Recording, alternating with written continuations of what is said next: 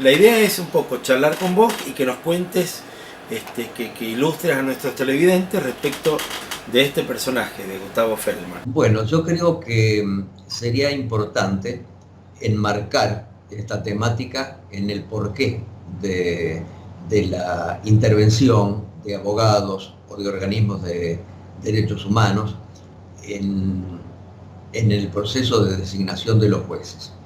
Los jueces, por mandato constitucional, gozan de una serie de garantías, de privilegios, que están pensadas no en beneficio del propio juez, sino en beneficio del justiciable, para asegurarle el acceso a una jurisdicción que sea independiente y que sea idónea. Como corresponde, y además para darnos tranquilidad a todos los usuarios y consumidores de la justicia, que no somos nada más y nada menos que los integrantes del pueblo argentino, ¿no?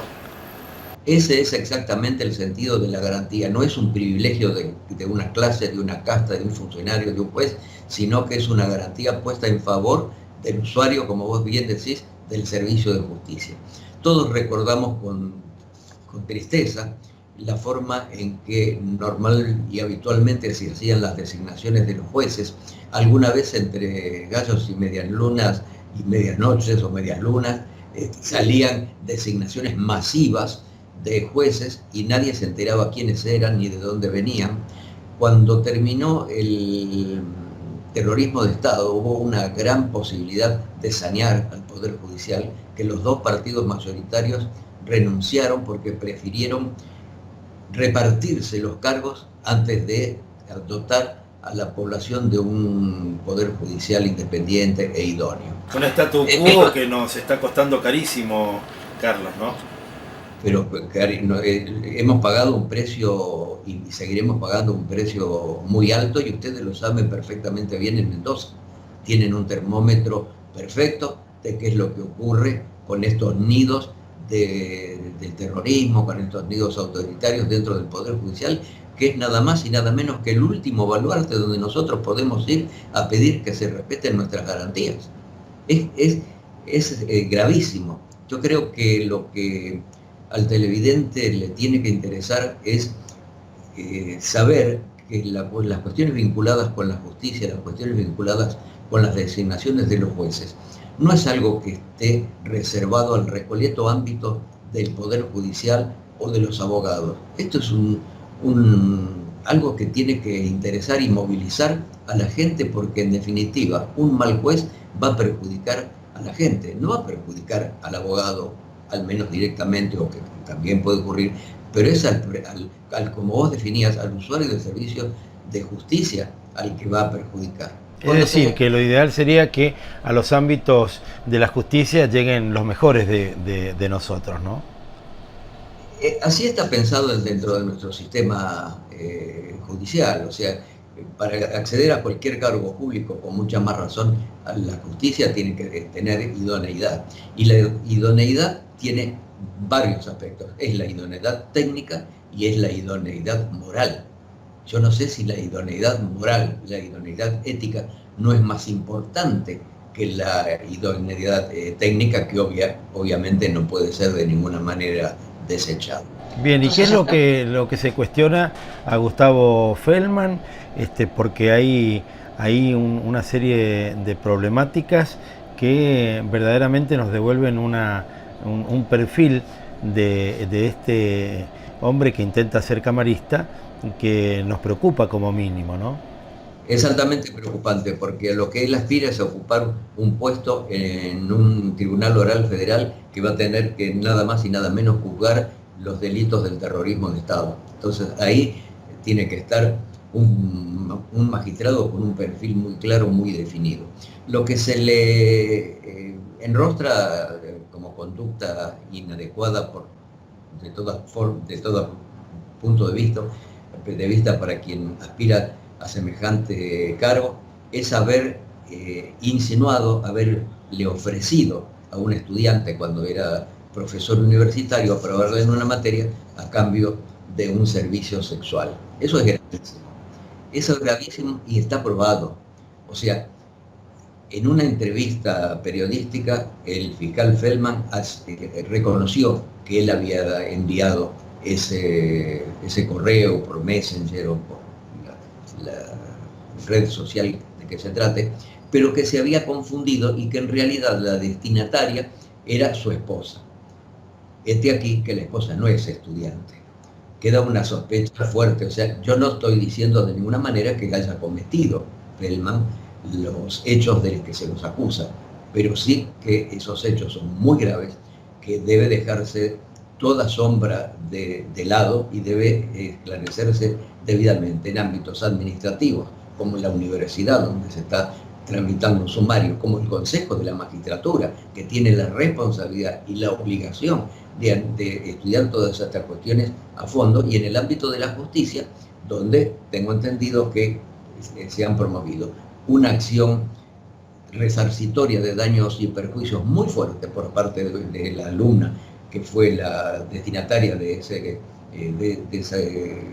esa invitación, como por parte supuestamente del superior de Feldman, que habría impulsado una investigación. Entonces, ante estas circunstancias, a mí me llegaron tanto a la Federación Argentina de Colegios de Abogados, que te aclaro no se ha pronunciado en este tema, como por mi pertenencia a la Asamblea Permanente por los Derechos Humanos, cuyo Consejo de Presidencia integra, las acusaciones que fueron publicados en varios medios de Mendoza. Bien, y también con cuestionamientos por parte de otros también muy prestigiosos organismos de derechos humanos, y uno también vuelve a preguntarse si el ciudadano de a pie no tiene todo el derecho del mundo a decir, pero ¿cómo? Si pesan estas denuncias, aún sigue en carrera para camarista, ¿no? Bueno, digamos, las garantías de estabilidad en el puesto de un juez están firmes, están vigentes mientras dura su buena conducta. Entonces, lo que el ciudadano de a pie puede y debe exigir es que los encargados del contralor de la conducta de los jueces se tomen todas estas cuestiones en serio, y no que se hagan estos tiras y aflojas que ahora los estamos viendo en el Consejo de la Magistratura, que antes los veíamos en la Cámara de Diputados, en lugar de asegurar una figura que garantice el acceso a una jurisdicción idónea, ver quién se va a asegurar los futuros favores. Entonces, eso es lo que puede hacer. Yo siempre recuerdo con un dejo de envidia cuando el proceso de Mani Pulite en Italia, al fiscal Di Pietro se lo amenazó, se lo persiguió. 1 millón de italianos salió a la calle. O sea, los italianos, al menos en ese proceso, tuvieron muy en claro quién era el beneficiario, quién era a quien se le debía garantizar una justicia independiente e idónea, y cómo tenía que hacer para defenderla. ¿Y en este caso qué se puede hacer, Carlos? ¿Cómo? En este caso, ¿qué se puede hacer? ¿Qué se debe hacer? Movilizarse.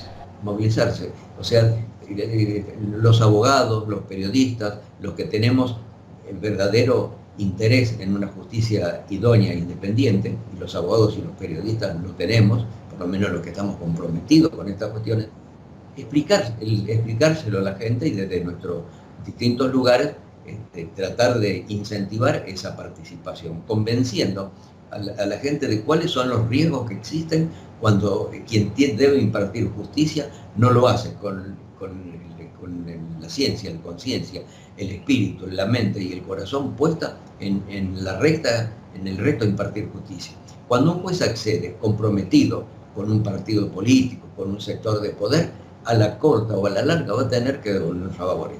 Y es más que probable que al devolverle favor a esos sectores poderosos, perjudique a quien en ese momento y tarde va a descubrir cuán peligroso es un juez nombrado sin las garantías que debe ofrecerle a la sociedad. Y ni hablemos del decoro, Carlos, ¿no?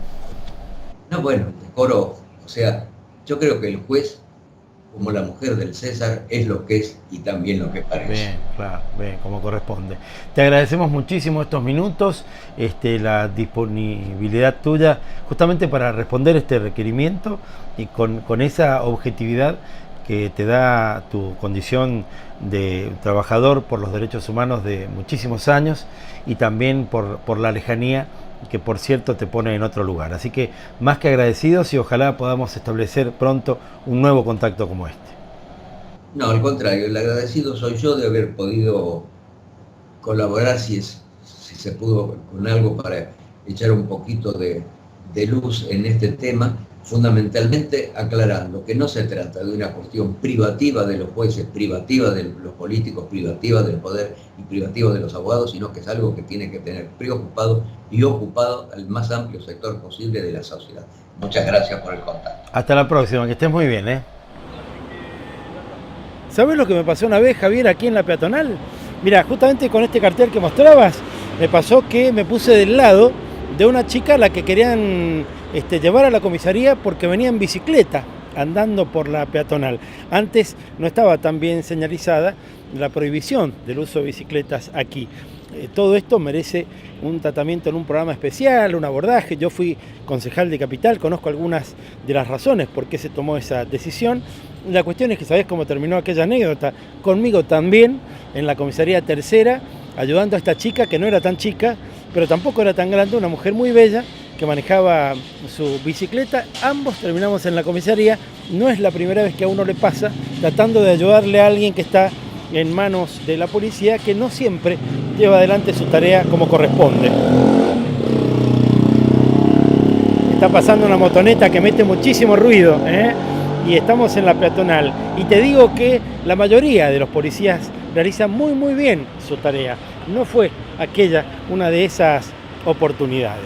Estamos en el final de Latinocracia Noticias, el último de este 2016. Pero este próximo lunes, cuando vos enciendas la tele a las 18 o a las 12:30 de la noche, vas a poder volver a vernos, porque seguimos todo el verano gracias a la gentileza, la muy buena disposición de las autoridades de Supercanal, haciendo Latinocracia en 5 versiones diferentes, de lunes a viernes, desde las 18, con repetición a las 12:30 de la noche, una hora antes, como siempre, aquí en Supercanal. Gracias.